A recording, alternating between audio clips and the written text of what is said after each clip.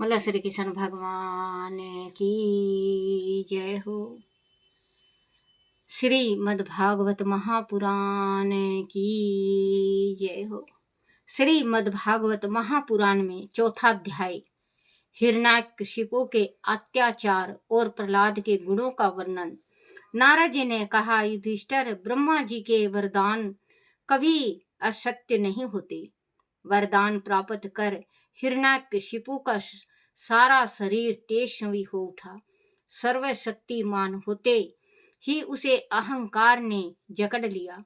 उसे अपने भाई की मृत्यु का ध्यान आया तो वह भगवान श्री विष्णु से बैर करने लगा।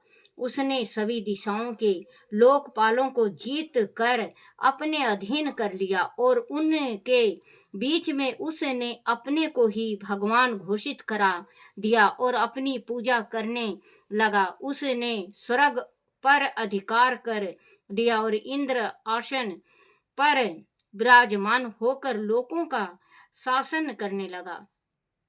उसका यह शासन इतना कठोर था कि उससे भयभीत होकर देव दानव उसके चरणों की वंदना करने लगे। वह रात दिन मदिरा पीकर मस्त रहता और राग रंग में डूबा रहने लगा। ब्रह्मा विष्णु और महादेव शिव के अलावा सभी देवता उसे भेंट देकर उसकी सेवा में लगे रहने लगे। अप्सराएं उसके सामने नृत्य करती और गंधर्व उनका प्रशंसित गान करते। युधिष्ठिर वर्ण आश्रम धर्म का पालन करने वाले पुरुष जो दान दक्षिणा वाले महायज्ञ करते, उसके यज्ञों की आहुति वह स्वयं छीन लेता था। पृथ्वी के सातों द्वीपों पर उसका अखंड राज था। इस प्रकार दिग्विजयी होकर वह अपने प्रिय लगने वाले विषयों का स्वच्छंद उपभोग करने लगा। फिर भी उसकी तृप्ति नहीं होती थी। समस्त इंद्रियों का वह दास बन चुका था। इस रूप में भी वह भगवान का वही प्रसाद था जिसे सनकादि मुनियों ने श्राप दिया था। अहंकार के मध्य में मत वाला होकर उसने सभी प्रकार की मर्यादाओं का उल्लंघन करना आरंभ कर दिया था।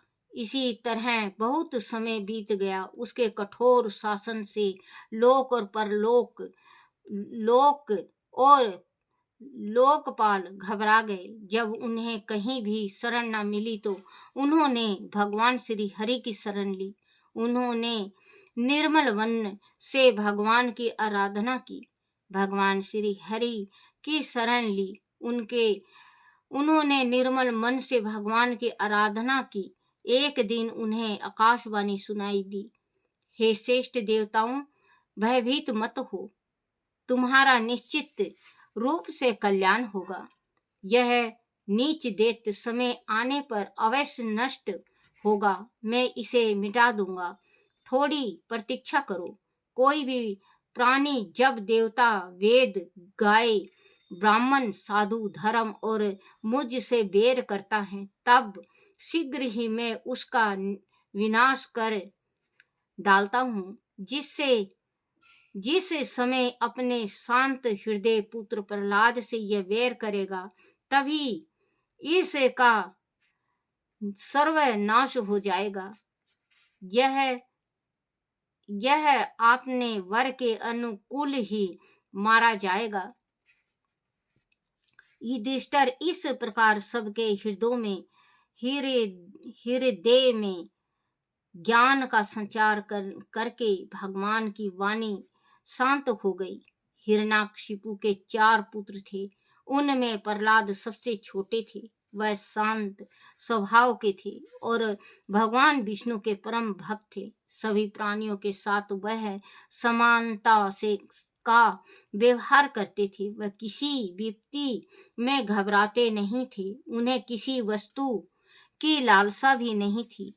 इतनी इंद्रियों, मन, प्राण और शरीर को उन्होंने वश में कर लिया था। जन्म से असुर होते हुए भी असुरी स्वभाव का लेश मात्र भी अंश उसमें नहीं था। बचपन से ही उसके मन में भगवान के प्रति अगाध भक्ति का समावेश हो चुका था। भगवान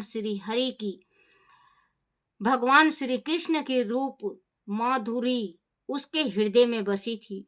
उन्हें सदैव ऐसा प्रतीत होता था कि भगवान उन्हें गोद में लिए बैठे हैं और पुत्रवत उन्हें प्यार कर रहे हैं। इस प्रकार वह भगवान के परम प्रेमी भक्त और ऊंचे कोटि के महात्मा थे। ऐसे साधु पुरुष के प्रति हिरण्यकशिपु बैर भाव रखता था, क्योंकि वह उसे कभी भगवान नहीं मानता था। युधिष्ठिर वैसे तो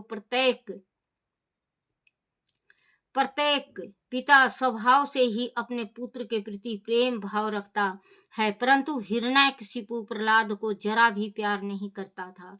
उसने कई बार उसे मार डालने का प्रयास किया, पर वह उसका कुछ भी नहीं बिगाड़ सका। जैसे जैसे वह अपने प्रयत्न में असफल होता गया, वैसे वैसे वह उसे और भी अधिक तंग करने लगा। वह अपने को ही भगवान मानने के लिए उस पर दबाव डालता था, किंतु प्रहलाद ने उसे कभी भगवान स्वीकार नहीं किया। वह कहता कि जिसे भगवान को वह जानता है वह सब जगह रहता है और वह वहीं उसकी रक्षा करता है।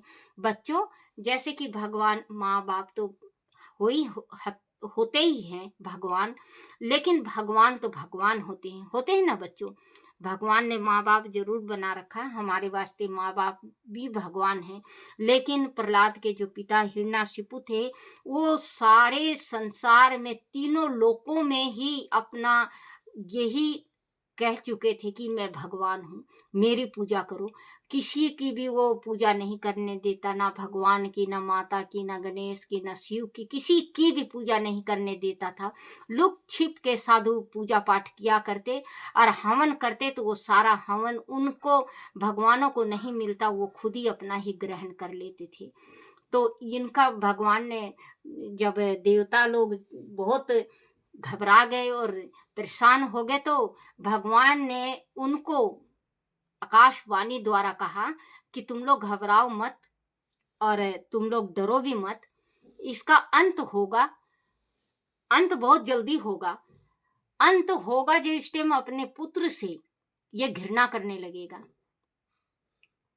क्योंकि बच्चों, संसार में देखना, कैसा भी पुत्र हो, लेकिन माँ बाप जल्दी से घृणा नहीं करते अपने बच्चों से। चाहे कितना बड़ा गलती कर ले, माँ बाप फिर भी उससे प्रेम करते हैं। लेकिन प्रहलाद के जो पिता थे, बहुत ज्यादा घृणा करते थे। कई दफे उन्होंने मारने की कोशिश की, बहुत दफे उनको मारने की कोशिश की। पहाड़ से गिरा दिया गया, तेल खोलते हुए में प्रहलाद को डाल दिया गया, हाथी से कुचलवा दिया गया।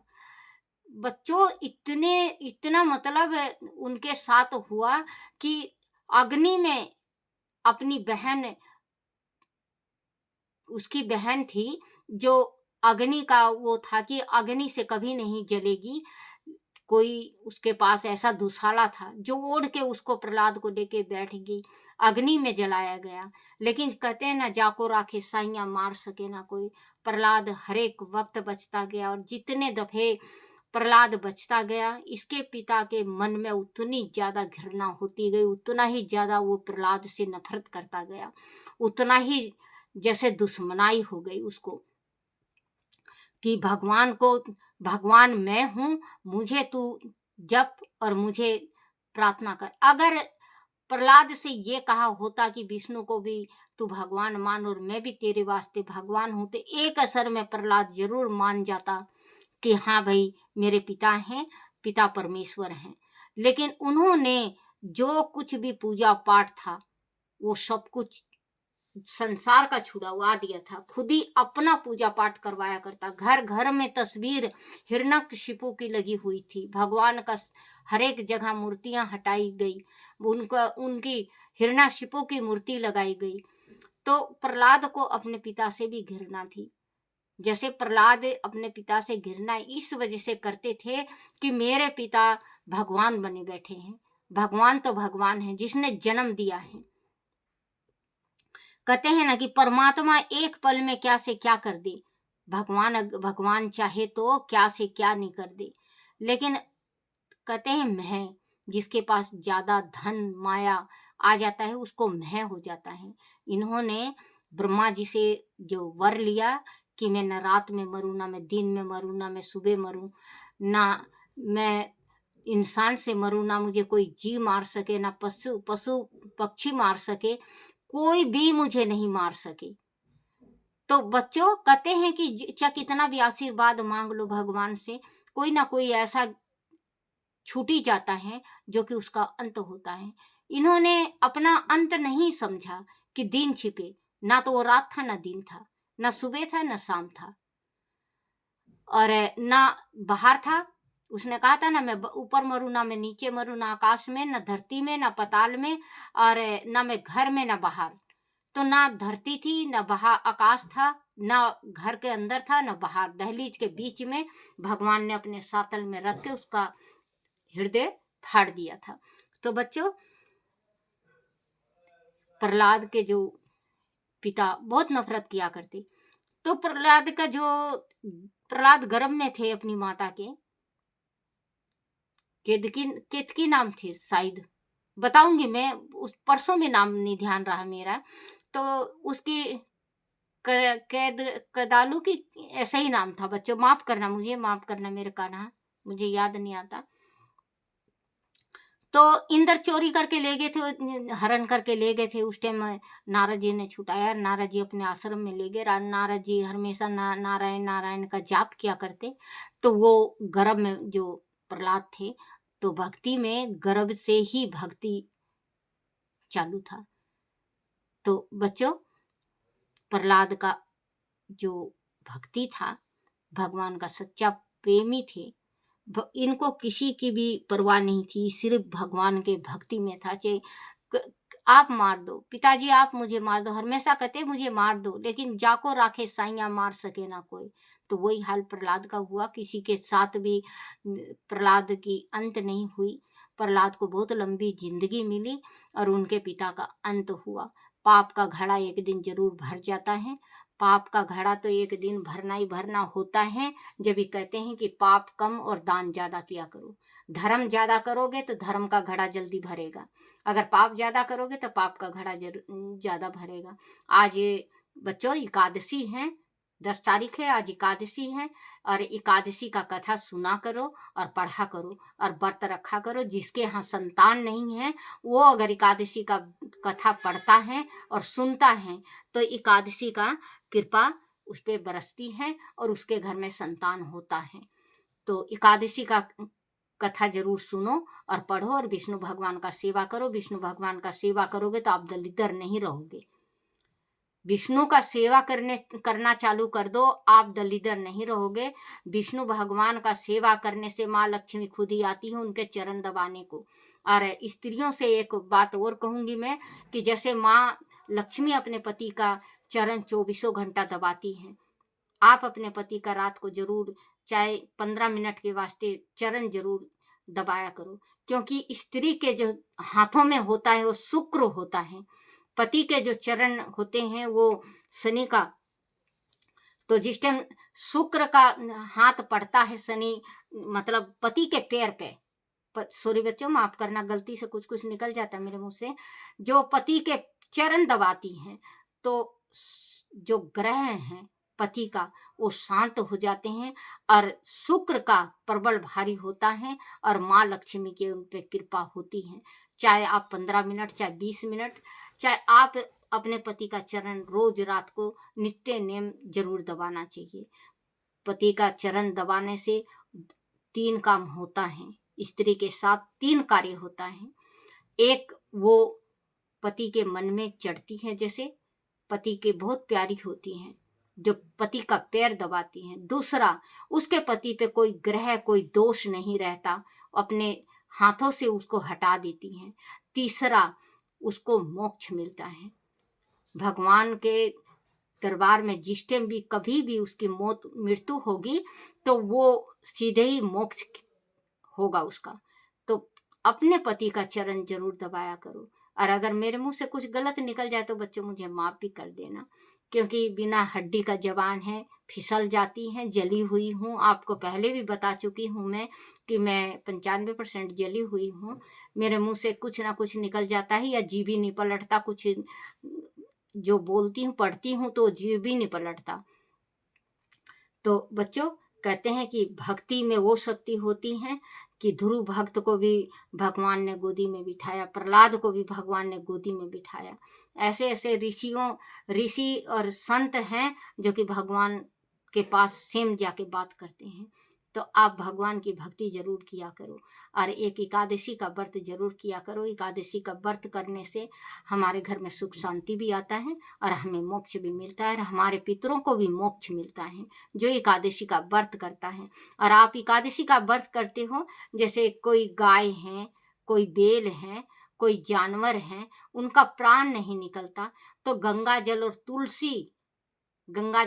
और तुलसी लेके अपना 2 एकादशी का दान कर दो, उसका प्राण यदि निकल जाएगा। उस ये गंगा जल में तुलसी डाल के और उसमें ये कह दो कि मैं 2 एकादशी का दान इस गौ के निमित्त कर रही हूँ, इसका प्राण निकल जाए। जब ही डाल दो उसके मुख में, जब ही उसका प्राण निकल जाएगा। तो एकादशी का व्रत जरूर रखना चाहिए, क्योंकि एकादशी का व्रत में बहुत ही ज्यादा बड़ा भी है और फायदा भी है।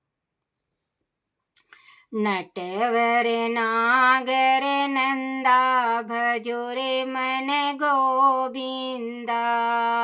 नटवर नागर नंदा भजो रे मन गोविंदा।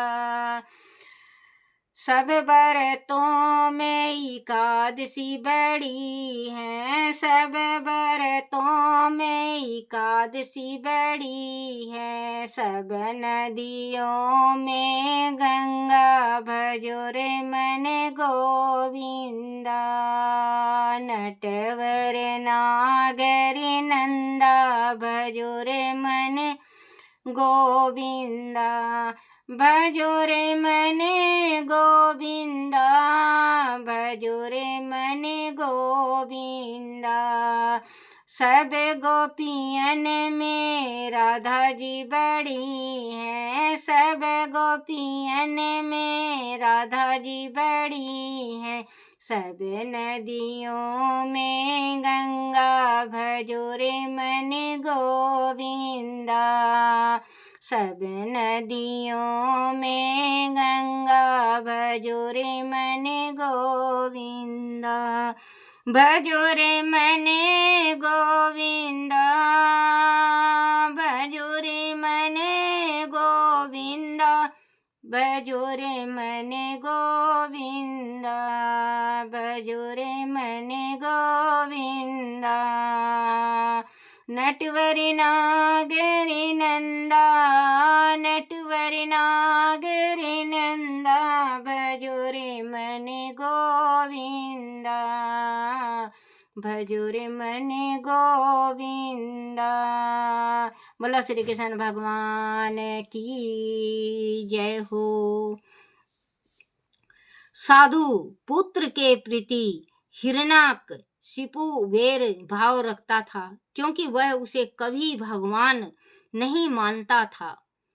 युधिष्ठिर बोले, तो प्रत्येक पिता स्वभाव से ही अपने पुत्र के प्रति प्रेम भाव रखता है, परंतु हिरण्याकशिपु प्रहलाद को जरा भी प्यार नहीं करता था। उसने कई बार उसे मार डालने का प्रयास किया, पर वह उसका कुछ भी नहीं बिगाड़ सका। जैसे जैसे वह अपने प्रयत्न में असफल होता गया, वैसे वैसे वह उसे और भी अधिक तंग करने लगा। वह अपने को ही भगवान मानने के लिए उस पर दबाव डालता था, किंतु प्रहलाद ने उसे कभी भगवान स्वीकार नहीं किया। वह कहता कि जिसे भगवान को वह जानता है वह सब जगह रहता है, और वही उसका रक्षा करता है। बोलो श्री कृष्ण भगवान की जय हो।